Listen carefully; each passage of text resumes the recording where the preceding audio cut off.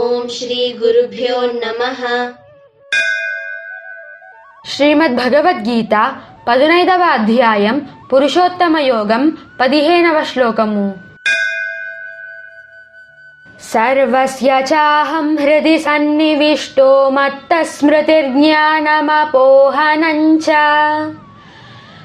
వేదైశ్చ సర్వైరహమేవ వేద్యో వేదాంతకృద్వేద విదేవ చాహం. నేను సర్వజీవుల హృదయాలలో నిలిచి ఉందును.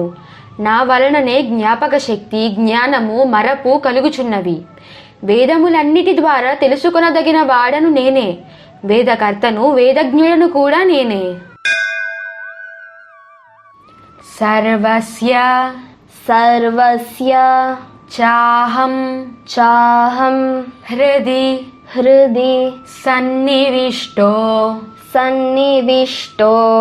సర్వస్య చాహం హృది సన్నివిష్టో सर्वस्य चाहं हृदि सन्निविष्टो మత్తః मत्तः స్మృతిర్జ్ఞానమపోహనం చ स्मृतिर्ज्ञानमपोहनं च మత్తస్మృతిర్జ్ఞానమపోహనం చ मत्तस्मृतिर्ज्ञानमपोहनं च సర్వస్య చాహం హృది సన్నివిష్టో మత్తస్మృతిర్జ్ఞానమపోహనం చ सर्वस्य चाहं हृदि सन्निविष्टो मत्तस्मृतिर्ज्ञानमपोहनं च వేదైశ్చ वेदैश्च సర్వైరహమేవ सर्वैरहमेव వేద్యో वेद्यो వేదైశ్చ సర్వైరహమేవ వేద్యో वेदैश्च सर्वैरहमेव वेद्यो వేదాంతకృద్వేద విదేవ वेदान्तकृद्वेदविदेव చాహం चाहं వేదాంతకృద్వేద విదేవ చాహం वेदान्तकृद्वेदविदेव चाहं వేదైశ్చ సర్వైరహమేవ వేద్యో వేదాంతకృద్వేద విదేవ చాహం वेदैश्च सर्वैरहमेव वेद्यो वेदान्तकृद्वेदविदेव चाहं సర్వస్య सर्वस्य చాహం हृदि సన్నివిష్టో सन्निविष्टो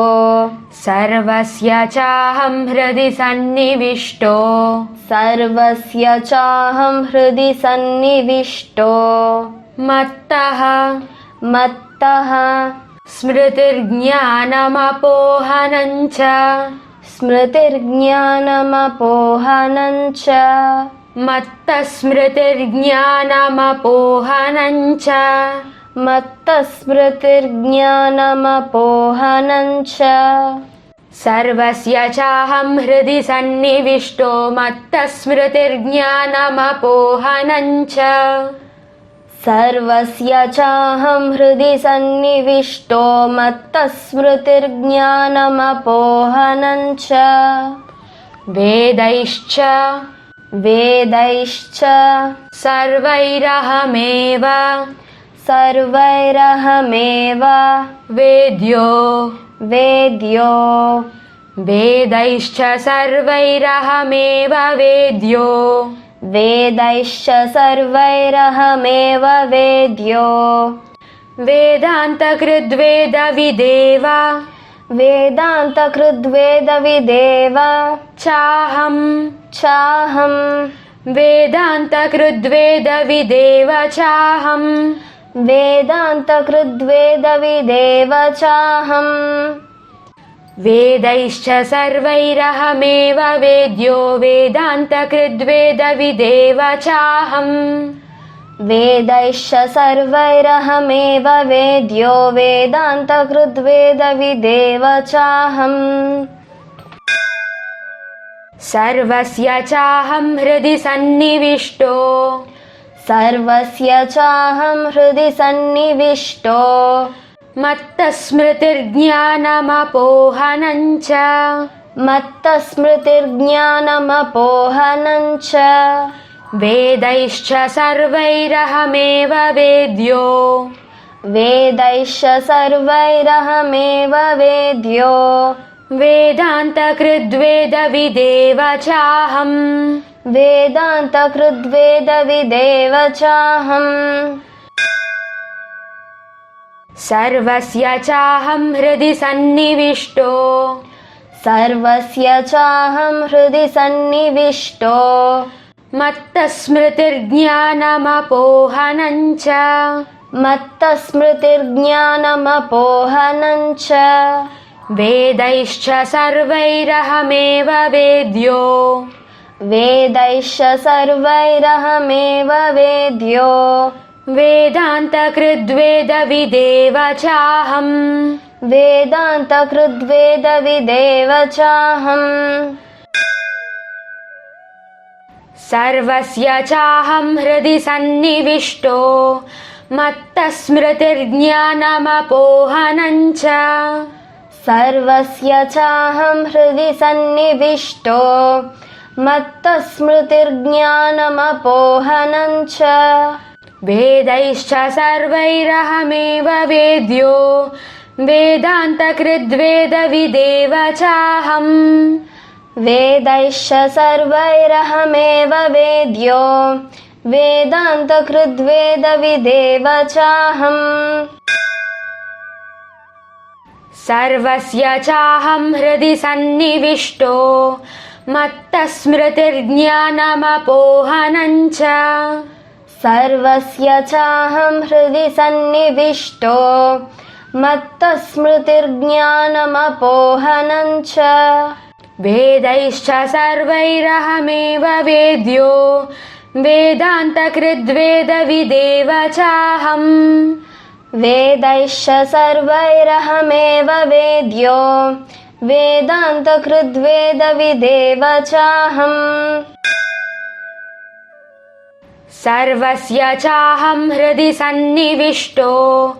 मत्तस्मृतिर्ज्ञानमपोहनं च वेदैश्च सर्वैरहमेव वेद्यो वेदान्तकृद्वेदविदेव चाहम् सर्वस्य चाहं हृदि सन्निविष्टो मत्तस्मृतिर्ज्ञानमपोहनं च वेदैश्च सर्वैरहमेव वेद्यो वेदान्तकृद्वेदविदेव चाहम् सर्वस्य चाहं हृदि सन्निविष्टो मत्तस्मृतिर्ज्ञानमपोहनं च वेदैश्च सर्वैरहमेव वेद्यो वेदान्तकृद्वेदविदेव चाहम् सर्वस्य चाहं हृदि सन्निविष्टो मत्तस्मृतिर्ज्ञानमपोहनं च वेदैश्च सर्वैरहमेव वेद्यो वेदान्तकृद्वेदविदेव चाहम् सर्वस्य चाहं हृदि सन्निविष्टो मत्तस्मृतिर्ज्ञानमपोहनं च सर्वस्य चाहं हृदि सन्निविष्टो मत्तस्मृतिर्ज्ञानमपोहनं च वेदैश्च सर्वैरहमेव वेद्यो वेदान्तकृद्वेदविदेव चाहम् वेदैश्च सर्वैरहमेव वेद्यो वेदान्तकृद्वेदविदेव चाहम् सर्वस्य चाहं हृदि सन्निविष्टो मत्तस्मृतिर्ज्ञानमपोहनं च सर्वस्य चाहं हृदि सन्निविष्टो मत्तस्मृतिर्ज्ञानमपोहनं च वेदैश्च सर्वैरहमेव वेद्यो वेदान्तकृद्वेदविदेव चाहम् वेदैश्च सर्वैरहमेव वेद्यो वेदान्तकृद्वेदविदेव चाहम् सर्वस्य चाहं हृदि सन्निविष्टो मत्तस्मृतिर्ज्ञानमपोहनं च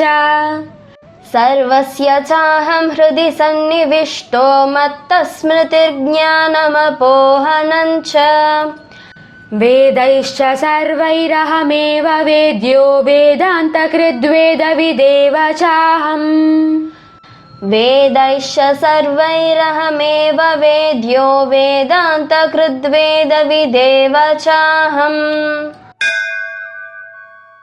सर्वस्य चाहं हृदि सन्निविष्टो मत्तस्मृतिर्ज्ञानमपोहनं च वेदैश्च सर्वैरहमेव वेद्यो वेदान्तकृद्वेदविदेव चाहम्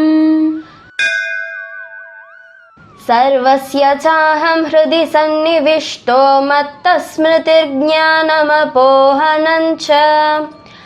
वेदैश्च सर्वैरहमेव वेद्यो वेदान्तकृद्वेदविदेव चाहम् सर्वस्य चाहं हृदि सन्निविष्टो मत्तस्मृतिर्ज्ञानमपोहनं च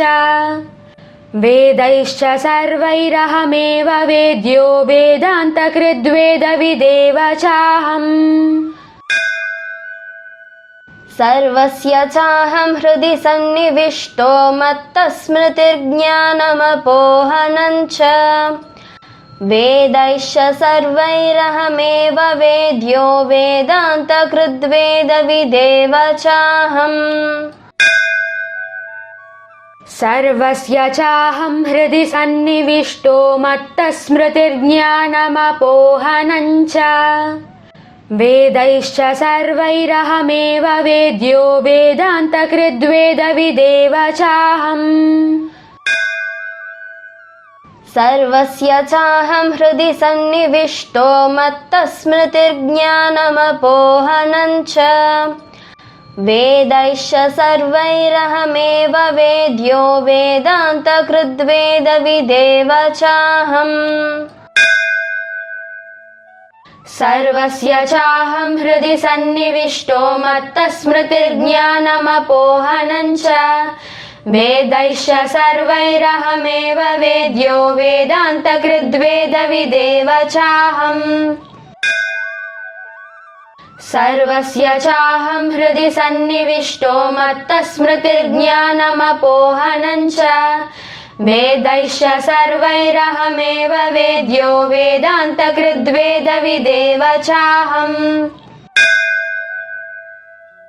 सर्वस्य चाहं हृदि सन्निविष्टो मत्तस्मृतिर्ज्ञानमपोहनं च वेदैश्च सर्वैरहमेव वेद्यो वेदान्तकृद्वेदविदेव चाहम् सर्वं श्रीकृष्णार्पणमस्तु।